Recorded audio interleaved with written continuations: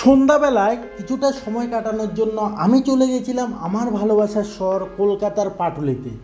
ওইখানে গিয়ে বন্ধুদের সাথে অনেকটা আড্ডা, আর ওইখানকার সিনারিওটা ছিল খুবই সুন্দর, লাইটিং সাজানো, একদম মনে হচ্ছিল যে দুর্গাপূজা চলে এসেছে।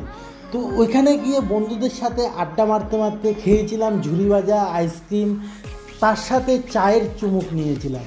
সত্যি কথা বলতে পাটুলি যাওয়াটা আমার কাছে খুবই সুন্দর লাগে, আর ওটা কলকাতার মধ্যে অনেকটা ফেমাস জায়গা।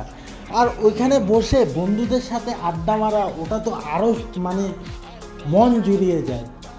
তাছাড়া আমি কিছুদিন পর পর ওইখানে যাই আর আনন্দ উপভোগ করি।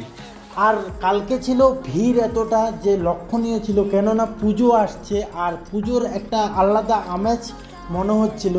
তো তোমরা যদি যেতে চাও অবশ্যই পাটুলিতে আসবে, ওইখানে খুবই ভালো একটা জায়গা আর আনন্দ উপভোগ করবে।